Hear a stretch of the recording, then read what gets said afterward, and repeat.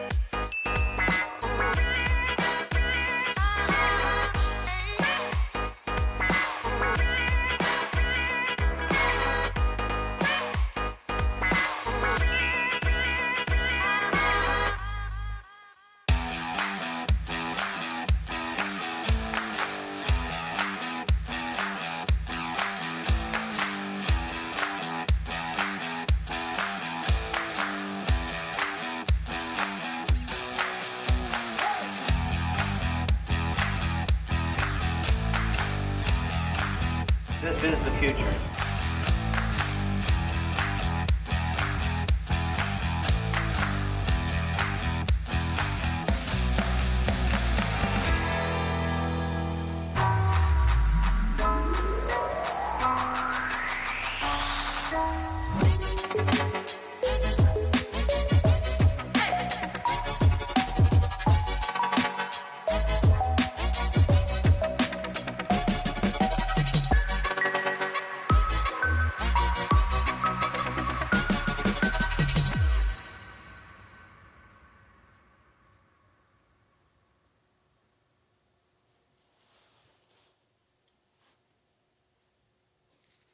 So I think we'd all agree that that's a pretty good intro to the start of this conversation. Something that I picked up from that video is a quote which says, "Along with smartphones and AI, B Corps are one of the most important innovations that has and will change the world." Now that's a pretty bold statement. So what exactly do you mean by this, and what change is coming? Cool. It is, yeah, the video is really great, isn't it? Because it's it. this like nice vibe. There's some good music, really positive and sort of fun images of people around the world that are engaging in business practices and business practices that are actually focused on creating good. So business as a force for good. Yeah, the statement about AI and smartphones, I think what it's really trying to play into is the idea that there's a lot of really important and cool disruption that's happening in this world when it comes to technology. But there's also another like level of disruption I think is happening, and it's a disruption that's happening at a systems level. It's about how we think about our markets, how we think about economics, how we think about the role of business in society. we can look back and we can sort of see, the Chicago School of Economics that was put in place sort of in the 70s. And what we know today is that the version of capitalism we are sort of increasingly leaning into in the 21st century has a different set of sort of principles and practices to it. So yeah, it is a pretty bold statement, but I think what it's trying to get across is that there's many different forms of innovation and disruption that are happening in the world around us. And it's not just about technology, it's about how do we think about some of these big principles of what our business is and what are their roles. That's great. I think you would have answered that in 30 seconds as well, so that was a really good synopsis alongside the video to have. So according to the video, you believe that companies will drive the change more than governments. The traditional view has been that companies need governments to act as a cattle prod to make companies do the right thing. Isn't this needed anymore? Are governments not needed? Oh, government's definitely needed. And to be clear, in that video, I think what it said is it's not just government. It's business and government. And I think it's about how do we work in partnership with one another. We've been really lucky because I think there are some really progressive governments around the world that are really interested in what this B Corp movement looks like. In the US, there is a benefit corporation legislation that's been passed in, I think it's 33 states now, as well as in Italy. And that's really exciting in terms of how and where business and government can work in partnership. Yeah, definitely. Great answer. So in another relation to the video, I saw that there's nearly 2,500 businesses involved in this movement, which is awesome. I was wondering if you could give us like a few examples. I know the audience would be really intrigued sort of who's involved and why they've joined. Yeah, and I think we're creeping up on 2,500. I think what we have about, we're coming up on 2,400 certified B corporations globally. And what's really exciting about the movement of B corporations is that it's global. So we're literally in the A to Z of countries around the world. We also are sort of size and sector agnostic. So it means we have some really big companies that have certified as B corporations, and we also have some small companies and kind of everything in between. We also represent a huge range of different sectors. There's sort of B2B businesses, which are businesses that are designed to serve other businesses. There's B2C businesses, which are those that are engaging directly with consumers. So those would be some of the fast-moving, or I shouldn't say fast-moving, some of the consumer brand companies that we know exist out in the market. And then you'd have B2G businesses, and those are businesses that are, again, to your earlier question, sort of businesses that work in partnership directly with government as a customer. So we have a huge range. I think some of the viewers will probably recognize some of the companies that are well known. Companies like Ben & Jerry's, Patagonia, which is a great one. Some of the ones that are other companies that may not necessarily be on the radar of everyone who's watching are companies like Hootsuite. Here in the UK, we have over 140 companies that have certified as a B corporation, and those who are tuning in from the UK might recognize companies like Cook, which is a food company that has a sort of kitchen and then sells their frozen foods at retail outlets. Jojo Mama Bebe, that's great. They actually put the B Corp logo in their windows. We have our company like Elvis and Cressy that take fire hose that would otherwise go to landfill and convert them into sort of bags and belts and accessories. So we have a really wonderful and vibrant community globally of certified B corporations. I'd love to pick up on one of those examples. So you mentioned Cook. I actually eat a lot of cooked meals. I'm not a great cook. I'll explain that later. But I was just wondering if you could go into a bit more detail. So I actually noticed for the first time the other day when I went and bought my cooked meal that it had a little label on it that did certify it as a B Corp. So do you think a lot of companies would just do this, just that little label, or do you think, what does the label represent? Is it meaningful? I think the label is deeply meaningful. So I think it's great when companies choose to put it on their products because it helps build awareness about what the movement is about. But there is a lot of depth and a lot of work that goes into a company being able to put that B on their packaging. The certification process is designed to be fairly comprehensive, and it requires a company to really be living up to the standards that are exceptional in terms of both how they operate, so what are their operations within the organization related to governance, how they treat their workers, how they engage with their community, how they're thinking about the environment. But beyond just how they operate, it's also about what they're in the business of doing, what their impact business model is. So a company that is able to use that beautiful B on their packaging would have to meet a score of 80 out of 200 on this performance standard. That again, it's designed to take a business through those 5 different areas in terms of getting that certification. And it doesn't actually even just stop there, because actually, assuming you do get that score of 80 out of 200 on your performance standard, the next thing you need to do in order to become a certified B Corporation is you actually have to go and you change your legal articles. Wow, and that's a really big step for some companies, because you actually have to say and articulate so clearly that you as a business are giving equal consideration to both your shareholders and your stakeholders. So there's a lot that goes into that little B. It is absolutely deeply meaningful. Yeah, I think it is as well. I mean, I said it as a bit of tongue in cheek to see where you would take it. But I think, and I know a lot of people have picked up packaging and been intrigued by the logo. I read a case just before the session actually where someone picked it up and was like, oh, B, why is it not rated A? You know, shouldn't A be the stamp here? So it's good that you went into that a bit more actually. And seeing as you brought sort of the certification side of things up, can you tell us more about how a company can go on to certify? Yeah, I mean, I should also say that one of the reasons why I got so excited about being involved in sort of the start of the B Lab UK movement was because the business that I co-founded here in the UK, I'm very proud because we were the second company here in the UK to certify as a B Corporation. So I remember really well the process, not just from having to talk to other organizations about doing it, but because I actually went through it myself. Oh, it's a really awesome way of getting into it as well. Yeah. I guess that wouldn't happen very often where you're sort of the outsider and suddenly you become the insider. Yeah, I think when you find things that really are compelling, and I obviously got incredibly enchanted by what this movement represented. It obviously became something I wanted to spend some time with and to make sure I was sharing with as many people as I could. But anyway, so from taking that perspective of having been someone who was involved with the operations of the company and going through the certification process, I mean, the first thing you do is you go online, and there is a pretty straightforward assessment that you can go through using sort of the online tool that exists, and it's free. It's available for anyone to use, whether or not you definitely have an intention at that moment to certify as a B Corp, or if you just want to see what are the sorts of questions or benchmarking that you'd want to sort of layer to for your company. So you go through the assessment. If you get to the end of it and you look like you're doing pretty well and you're getting close to that 80 out of 200 points, you can hit submit, and then what you go through is a process where you have a conversation with a member of the B Lab standards community, and they're the ones who are really good at sort of understanding, what your answers are, having a conversation with you about sort of areas that you may have questions about or that they may have questions about in terms of how they've seen how you filled out the assessment.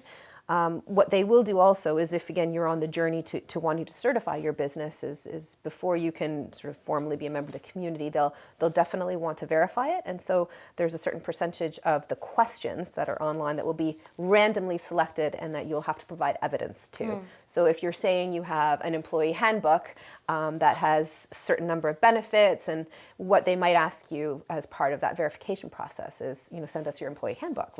Let's see it, and in order to make sure that the way you're answering the questions is reflective of what your practices are. So You made it sound fairly simple. Is it a really lengthy process? As in, could anyone just log on? Could any company in the world sort of go online and sign up? Is it that simple? Well, any company in the world can go online and go and check out the assessment. I won't say it's a simple process to certify as a B Corporation, because again, it's designed to be a high standard, which means it's not supposed to be simple or easy. If it was, then everybody would do it. So the process to go through, sort of calibrating what those questions are and getting a feel for them, is really easy and straightforward. But if you have an intention to certify as a B Corporation, then you should be prepared for a fairly in-depth process, and again, this verification that's going to be needed to make sure that what you're entering is the right vibe for what the B Corp model wants to sort of celebrate and recognize. Okay, interesting. And so it's not a simple process. It's a fairly lengthy maybe. So there's can't think of any off my heart, but there must be, I'm sure, lots of other certification processes and programs out there. So do companies really need to go and do this sort of badge collecting? Can they not just do good anyway and not sign up to any sort of scheme or badge? Yeah, you know what? We're sort of a totally positive movement, and I think there are some companies that are just going to go and do wonderful things, and we're hugely supportive of that. Obviously, we're in the business of wanting people to use their business as a force for good, and whichever way they want to do that is something we're going to applaud and celebrate. I think what we are trying to do is build a community of those organizations that want to be a part of this movement under sort of this idea of business as a force for good, and so they certify as a B Corporation to sort of be a part of that community. One thing I should make sure is clear to those people that are watching that it's not a one-time thing. No. You don't certify to be a B Corp and then sort of done and done. What I think is really something special about this movement is this idea and this principle of continuous improvement, recognizing that the world is changing, and so the standards to certify as a B Corporation change every couple of years, and the expectation for all B Corps is that they will continuously improve, and therefore they have to go through a recertification process every 2 years. Yeah, that was going to be my next point, actually. Sort of, I was wondering, is it sign up and done and dusted? But it's definitely not, in terms of like you are on this journey with the companies, and you go along with them, and I guess is someone there to help them the whole way if anything hiccups come up or if they want to change direction? Yeah, I mean, it depends on what the change direction is. We certainly, as a team around B Lab, are really sort of keen to make sure we're providing the support that company needs, either in those early stages when they're coming through the assessment.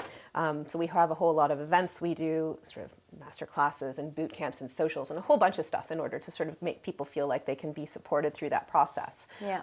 Once they become a certified B Corporation, we also are really keen to get the community of certified B Corps to engage with others in their network and to try and get them to become interested in what the process looks like as well. So there's definitely a level of sort of support that we try and offer ourselves. I mean, we're a small team, so we really depend on also the B Corp community to really be a part of that. How do we engage with people and make sure that people know what we're doing, and those that are interested can find the right pathways to become part of the movement. And I think there is a sense of that in the video, that it is this community, you're wanting people to join, come and join us in this movement. I think that's great, but I think what people might not also know is, so a lot of the companies that you listed earlier, they seem to manufacture and sell goods. Do you have to do this to be a B Corp, or is there other types of, like, what's the weirdest, wackiest of company that's signed up? Oh, I don't know what the weirdest and wackiest one would be, but certainly we have a whole range of different models. So we have investment companies. They're definitely not weird and wacky necessarily, but we do have quite the opposite. Yeah, we do have sort of investment companies that have certified as a B Corporations. Again, we have goods companies, food products. We have some interesting tech companies that have certified as B Corporations. So like it really is quite a diverse network of different kinds of companies. So I wouldn't say that there's a particular weird or wacky kind. I think what unites the B Corps is more they've come around this idea that they are wanting to use their business as a force for good. Okay, cool. And like I didn't, for example, but how would people find out about B Corps? Is there much marketing out there? Like, how do companies come to you? Do you go to approach them, or how does that relationship sort of start? How does it kick off? We're still trying to figure that one out, actually, if I'm honest. I mean, we launched here in the UK 2 years ago, and in sort of those early days, we were sort of using our own networks and trying to sort of understand who were those communities of businesses that were interested in this sort of idea of business as a force for good. And then, I mean, I guess since then, what we've seen is there have been some really interesting pieces in the media. So we're getting more and more media coverage about what we're doing and how we're doing it, and that's a great way of spreading the word. But actually, I also think a really powerful asset, I guess, we have is the B Corps themselves. And so when they can go out and they can be they're the best ambassadors of what the B Corp movement is all about, because they can kind of say it from a very sort of practical, we're choosing to be in this community, and so let us tell you what our benefit is. So the benefit is of being one. So I think we're trying out a whole bunch of different things to spread the word, and we're hoping that as every year goes by, we will get more and more businesses that are aware of what we're doing and want to join us. And I guess the key thing as well is that it's not just about having certified B Corporations. I mean, that obviously is sort of the core of the community that we have, but because the tool to become a B Corp is free and available online, we're also just like really keen to encourage people to use the tool as much as they see fit. They might not be a B Corp right away. It might be the beginning of a journey for them, but if they can go online and even just pick up a few things that help them think differently about the practices of their business or how they think about their business model, then that's a great success for us too. That was a really well-rounded description, actually, that term journey comes up a lot. And actually, I want to unpick something that you keep saying as a business as a force for good. Yeah. So you picked up on that. Well, I picked up on that, and it seems to keep coming up in conversation. So could I unpick that a bit more, and just what do you mean by that statement? Yeah. Well, I think it's the role of business in society. I think in the past have traditionally thought that the purpose of business was to make profit, to maximize a return for your shareholder. And I think that's really limiting for what businesses have the potential to do. So I think we're reaching this phase in sort of the development of capitalism or of market systems, or however you want to call it, the new economy, where we don't have to necessarily think about the role of business as being as quite so binary. Like, it's about making profit here, and then maybe if you have a little bit left over, you can have some impact on another side. Instead, it's about actually rejecting that binary and saying we can do both these things together. So when we talk about business as a force for good, I think it really comes down to this idea of both and. It's not one or the other. It's a business that's able to both create profit for its shareholders and have incredible impact and have purpose on a wider group of stakeholders. So business as a force for good is that ability for a business to use its power in order to actually create positive outcomes and positive impact in the world by being a business. Okay, so we've got some questions coming in already, and I think, awesome. well, being bombarded over here, but the conversation's flowing. So this is from Wayne, and he wants you to convince him that B Corp isn't just another greenwash CSR initiative. So what makes B Corp different to every other sort of initiative out there, sort of the go green sustainability people that, people think are breathing down your neck all the time? So how would you differentiate yourselves from those sort of people? I mean, I almost want to ground that question a little bit as well, because I want to pay huge respect to a lot of organizations that are, like CSR functions. I think there's a lot of good that can happen.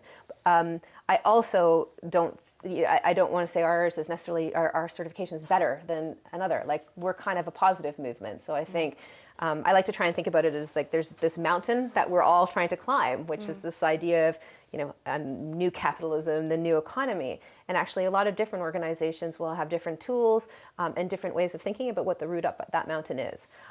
I'm more interested in as many companies getting to the top of the mountain as possible. So figuring out how those different organizations can find the right route up is kind of what I think is really important about the space that we're in right now. And B Corp has one pathway up, which will work for some companies and have tools that will be relevant and useful for some. But again, it's to have respect for the other organizations that are out there, because we're all sort of, again, trying to climb the same mountain. What I would sort of highlight, I think, about the B Corp movement, and partly this comes back to the tools and what we have to offer. I mean, I think this is about having this impact assessment that you can go through. And again, whether or not your desire is to become a B Corp, or if you just want to look and see if there's ways to benchmark and improve your practices, that free and online tool is again, something that's open to everyone. The fact that you have to recertify every 2 years, I think, is an important component, and something that you really need to be up for when you lean into this sort of B Corp process and go through the certification. And the other thing is this idea of really changing your articles. I mean, that really is something that kind of locks it in a way that at sort of a very sort of, the governing documents of your company will have this sort of messaging very clearly that you, again, must treat your shareholders and your stakeholders equally. And I think that's a really powerful thing for some businesses to sort of hold on to. Yeah. And I guess for some people it would be off-putting, the whole process of doing this online form or doing this checklist. But actually the fact that you're on this journey with them, I think is great. And that analogy of you climbing the mountain with them is sort of not like, off you go, give it a go and come back to us. It's like you're there all the time, which is great. I'm curious if I've convinced Wayne though, so he can maybe let us know. I'm sure he will. So taking this down a slightly different direction, obviously the DIF is part of the Ellen MacArthur Foundation. And as we know, they're all about circular economy, one of those restorative and regenerative by design. So Ant-Man at Think Diff is asking, what's the link, is there a link at all between B Corps and the circular economy? Yeah, I think that we're seeing a lot of B corporations interested in the circular economy, and some of them are actually already developing, pilots and business models that I think are quite playing into what the circular economy represents. Actually, and it's been great. Today is a really good day to get that question because for the last 2 days, we've been running an SDG 12 hackathon. Ah, cool. This is what you mentioned earlier. That's right. That's right. And we actually had your colleague Joe Murphy come by earlier on this morning and talk a little bit about the Ellen MacArthur Foundation with this room of B Corps and B Corp friends that have given up 2 days of their time to come together and join teams and actually go through this hackathon process. And again, the hackathon focus, we're really interested in the Sustainable Development Goals and what they represent. And we sort of said SDG 12 is about responsible consumption and production. So let's take that challenge on and see if there's ways for us to collaborate together within the B Corp and Friends of B Corp community and to try and figure out if we can develop some interesting ideas around that particular challenge. So it's funny, I think right now the pitches are actually going on for the end of the hackathon, but I think that it's an example of where we really see the sort of the opportunity for businesses to think about their business models, to think about their environmental footprint, their social footprint, and that could be something that really aligns with obviously the key principles of the circular economy. Okay, great. So I'm going to take this conversation in a slightly different direction now, because you're painting this lovely picture, and the processes and the checklists and everything that comes with the B Corp is really positive. But basically, I'm going to play a short clip. It features a guy called Jonathan Taplin. He spoke earlier this week at the Diff, and he outlines what he thinks is a big problem for regulators, the phenomenon of modern internet-based companies who manage to escape these sort of regulations that you guys are setting out or sort of, trying to promote. So we're going to skip to this clip now, and then we'll come back to discuss what he says. I mean, Thiel founded PayPal, Larry Page founded Google, Jeff Bezos founded Amazon, and they had rather radical ideas. I mean, there's a picture of what Thiel calls a seastead, which is the idea that you would set up your corporation on a platform in the middle of the ocean out of the reach of any government. Because the whole idea was that, as Thiel said, I no longer believe that capitalism and democracy are compatible. And so he wanted to set up a business sector online that would have no regulation. And so out of PayPal came what we call now the PayPal Mafia, and it's his term, not mine. And you notice they're all men, and they are now running most of the companies in Silicon Valley with the same kind of libertarian ethos that Thiel said. The beginnings of that ethos in this next slide were that there should be no regulation of the internet. The internet businesses should pay no taxes. So Jeff Bezos and Amazon was able to sell books without paying sales taxes and managed, at least in the United States, to put about 4,000 independent bookstores out of business because they had to pay sales taxes. And that there should be no copyright. So, and we'll talk about this later, but YouTube is obviously a site with 1.5 billion users that has no respect for copyright whatsoever. No musician has any way to permanently get his content off of YouTube. And finally, he didn't believe there should be any competition.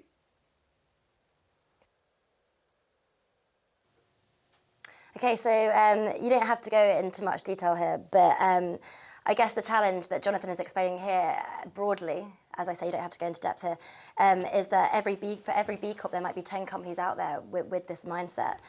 He's presenting this sort of like different vision of companies that avoid governments and regulators.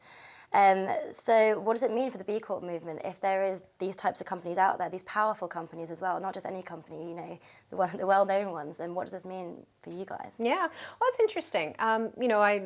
It's a very provocative sort of clip. Apologies for that. No, it's always good to have a provocative statement. I mean, what I would probably just want to say is, we're not necessarily a political organization, so I should just sort of put that out there pretty strongly. Noted. I won't bring it up again.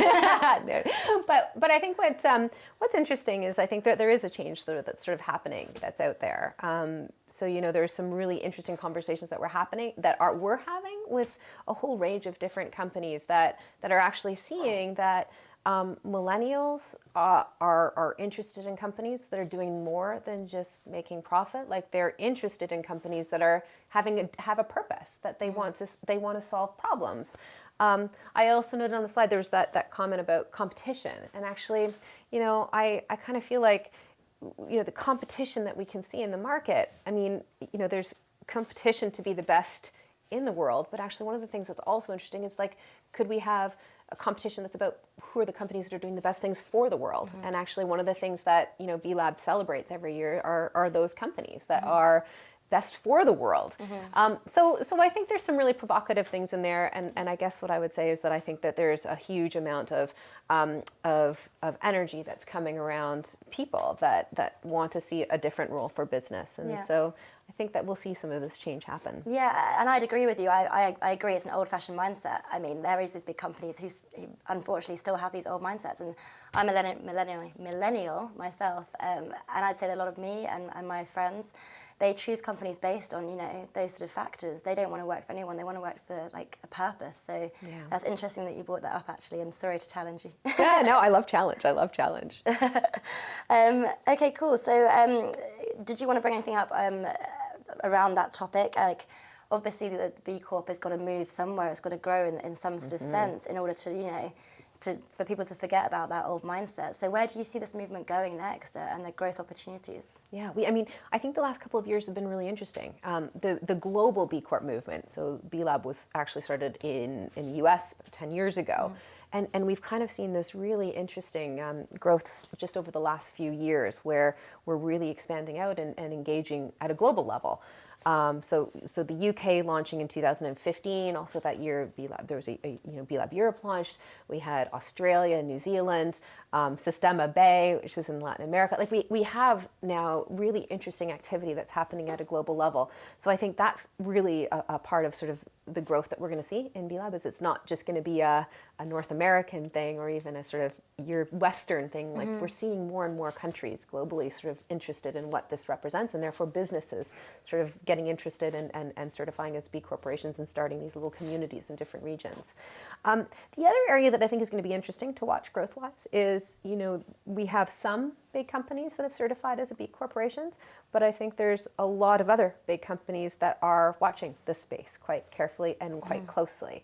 And so, when we start seeing more of these multinationals, whether it's they become B Corps or become involved in the movement in some way, I think that's going to be a really interesting dimension for growth for B Lab globally. What I would say is that part of what we have to do at B Lab quite carefully is make sure that as we scale, we do it with integrity.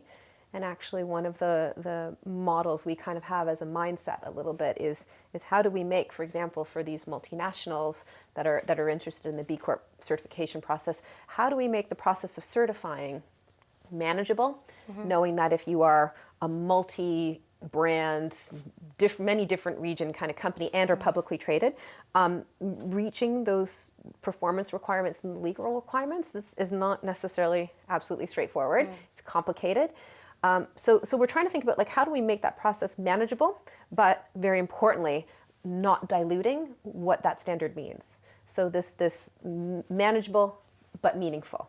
So I think that's going to be one of the things that's interesting for the global B Lab movement. And as we go global and as we work with more and more big multinational companies, how do we scale with integrity, and how do we make sure it's both manageable and meaningful going forward? Yeah, that's interesting. And so we've talked about the big companies, and I guess at the other end of the spectrum, we've got these, emerging innovators and startups.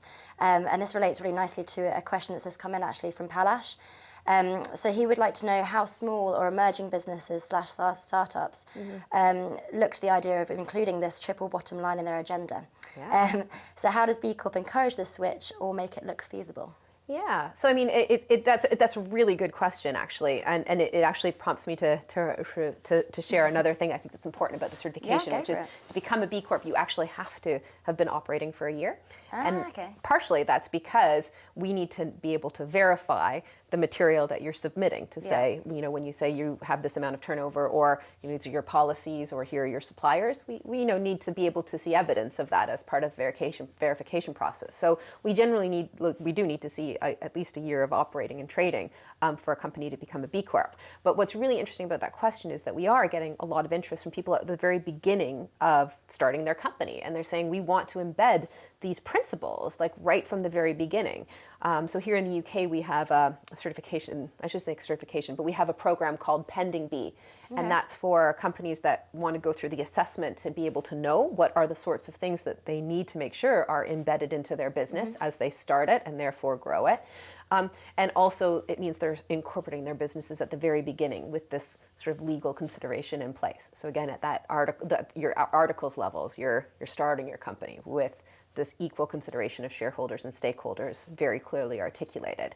And assuming after the period of a year, they've maintained their practices and they still have those sort of key components in the legal documents, then they can sort of transition from that pending B into a verification process that then allows them to become a B Corp. So I don't know if that really answers the question, but it is to say that we're getting a lot of interest, I think, from companies that are at that very, very nascent stage. And we certainly know that the speed to adoption and growth is so fast right now. So a lot can happen in the period of a year. And whereas some companies may have taken a long time in the past to get to certain sort of milestone or levels, we know that that's really hyper accelerated right now. So we don't want to lose people, especially in sort of some of those fast moving, high growth industries that want to be a part of this movement. So yeah, we're trying to find ways to make sure that we're working with the incubators and accelerator businesses and schools, business schools where some of this is of interest, and helping make sure that there's people who understand what those tools are at the very beginning. Okay, that's a great answer.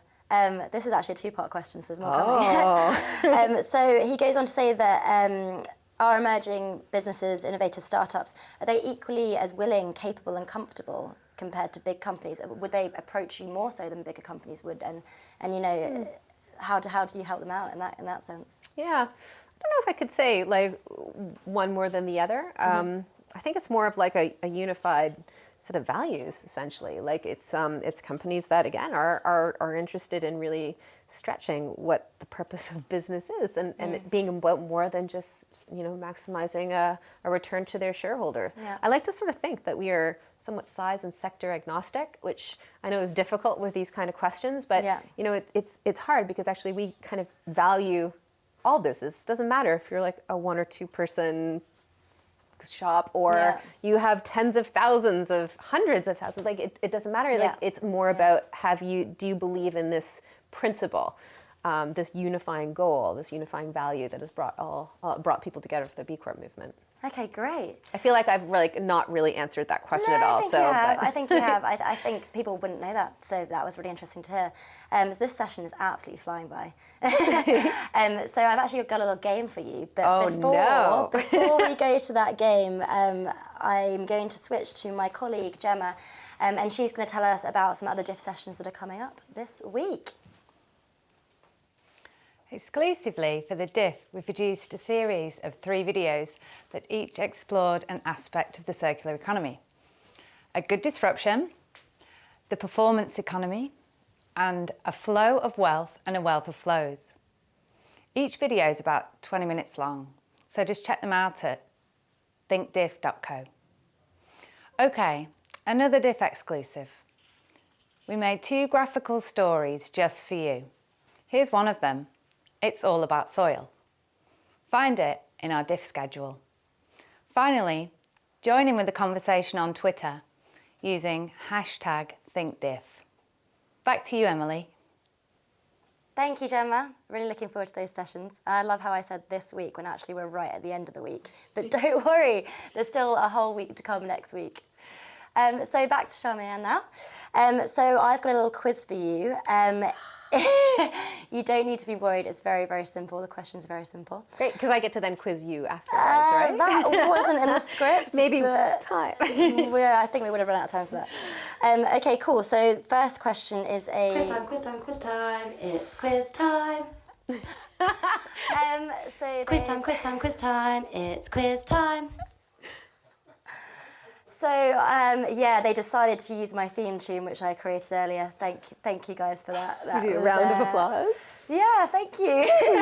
Moving swiftly on from that, we can actually get started on the quiz now. So first one, true or false? It takes 2 years to become a B Corp. Ooh, that's an interesting one. It could take a lot less than that. I think your certification lasts for 2 years. But in terms of the process to actually become a B corporation, I'd probably say more like a couple of months from start to finish. Oh, really? Ah, that's surprising to me. Oh, did So you think it was longer? I'm going to be honest, I didn't know the answer to this question. I whacked it in there you because go. I thought I want to know the answer. Yeah. Okay, so that's a relatively quick time frame. Well, and again, it really depends on you as the person who's going through it for your company. So do you have access to all the data that you need in order to answer all the questions? Sometimes not. But if you can get through sort of all the questions, and sort of leave the right amount of time to do it, then there's a process that kicked in where, again, you would talk to the standards team, and then there would be a verification process that you would go through. But yeah, you could do it within a couple months. Awesome. Okay, next one. Which of these is not a benefit of becoming a B Corp? Not a benefit, sorry, of becoming a B Corp. Oh. So there's 3 there. Yeah, I mean, I think there should be a lot more B Corps on the diff so that we Yeah? could make that a value part of the value proposition. So, but yeah, no, I think the first one there is actually the strongest one. Like, it absolutely is about attracting talent and engaging your employees. That's one of the things that a lot of people talk about in terms of why they became a B Corp. Okay, and I'm fairly I don't understandable that you picked that one. I'm intrigued by the second one here, saving money. Yeah. How does that work? Well, I'm not exactly sure what that one would mean in terms of saving money. I mean, I think what you can do as a B corporation is you can find ways to engage with other B Corps, and actually it can be about ways of creating new partnerships and new trading relationships. So we have some great examples in our community where a B Corp has one product and another B Corp is looking to buy that product, and they actually find each other. And so maybe part of that is it's a more efficient system by which you can sort of find a business that's like-minded, and therefore maybe you save money by not having to necessarily do as much marketing, or you don't have to spend as much of your employees' time sort of trying to get to know another company that you might want to be building a trading relationship with. So yeah, those are good ones. But I do like the appearing on the diff because we should find a way of making that part of the value That proposition. question was too easy, wasn't it? Okay, next one and last one.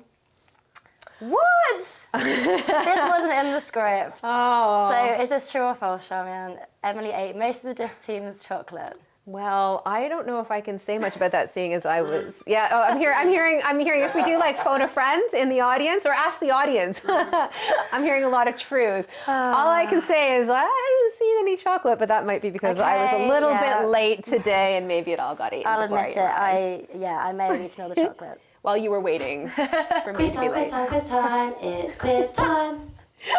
These guys are really, really ripping me here. Thank you for that. Okay, so unfortunately we're going to have to wrap up the session now. I know, it's absolutely flown by. Is there any ending or parting words that you'd like to leave us on? So the future of business will be, what will it look like? I think it's going to be hugely positive.